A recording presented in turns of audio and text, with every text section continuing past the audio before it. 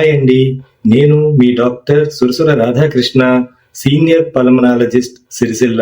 Phobia అనేది ఒక రకమైనటువంటి మానసిక వ్యాధి.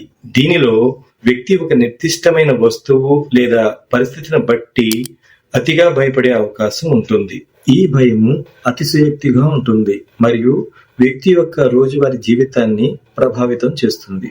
ఫోబిక్ డిజార్డర్ యొక్క లక్షణాలు ఏమిటంటే అతిగా భయపడడం, నిర్దిష్టమైన వస్తువు లేదా పరిస్థితులు నివారించడానికి ప్రయత్నం చేయడం, భయం కారణంగా లక్షణాలు ఏర్పడడం, ఉదాహరణకి హృదయ స్పందన పెరగడం, తల తిరగడం, చెమట్లు పట్టడం, శ్వాస తీసుకోవడంలో ఇబ్బంది పడడం, భయం కారణంగా మానసిక లక్షణాలు కనిపించడం, ఉదాహరణకి ఉద్రిక్తము, ఆందోళన చెందడం, వస్తువు లేదా పరిస్థితిని గురించి నిరంతరం ఆలోచించడం. ఫోబిక్ డిజార్డర్ యొక్క కారణాలు ఏమిటంటే జన్యుపరమైనటువంటి కారణాలు. ఫోబిక్ డిజార్డర్ అనేది వంశపారంపర్యంగా సంక్రమించే అవకాశం ఉంది. పర్యావరణ కారకాలు: ఒక వ్యక్తి పెరిగిన వాతావరణము, పెరిగిన పరిస్థితులు మరియు ప్రజలతో సంబంధాలు ఫోబిక్ డిజార్డర్ అభివృద్ధికి దోహదపడతాయి. మెదడులోని రసాయనాలలో మార్పులు: మెదడులోని రసాయనాలైన సెరోటోనిన్, నారెపినెఫ్రిన్లు స్థాయిలు మారడం కూడా ఫోబియా యొక్క కారణం కావచ్చు. ఫోబిక్ డిజార్డర్ యొక్క కొన్ని రకాలు: సోషల్ ఫోబియా, సామాజిక భయం, తాను ఇతరుల ముందు అవమానం పడతాననే భయంతో ఉండడం. అగోరోఫోబియా, బహిరంగ ప్రదేశాల భయం, బహిరంగ ప్రదేశాలలో ఉండడం వల్ల కలిగేటువంటి భయం. క్లాస్ట్రోఫోబియా, మూసివేయబడిన ప్రదేశాల్లో ఉండడం వల్ల కలిగేటువంటి భయం. ఆక్రోఫోబియా, ఎత్తైన ప్రదేశాల భయం, ఎత్తైన ప్రదేశాలలో ఉండడం వల్ల కలిగేటువంటి భయం.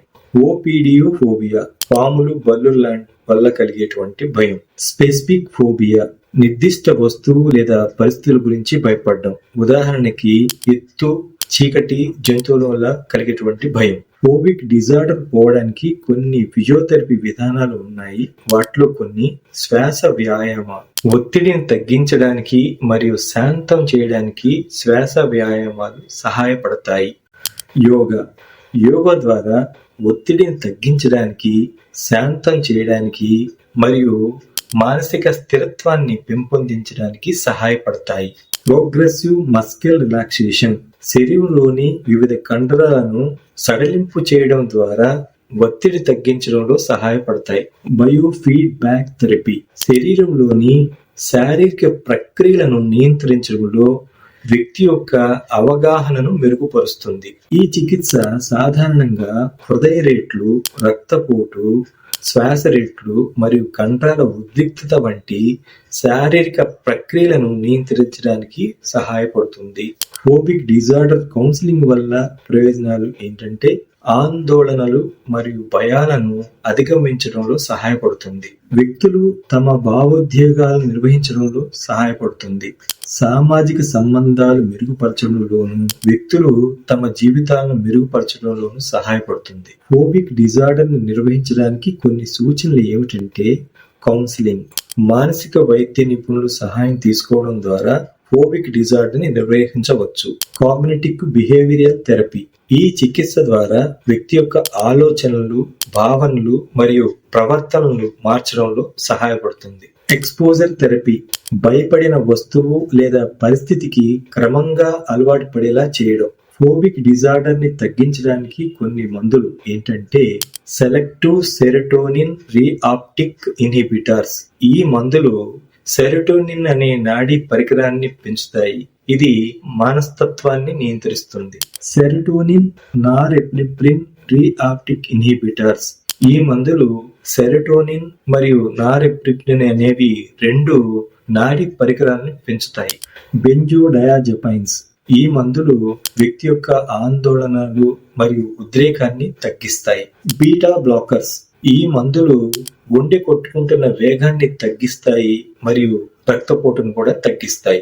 ఈ మందులు డాక్టర్ సలహా మేరకు వాడవలసి ఉంటుంది. స్వయంగా తీసుకోవడం మంచిది కాదు.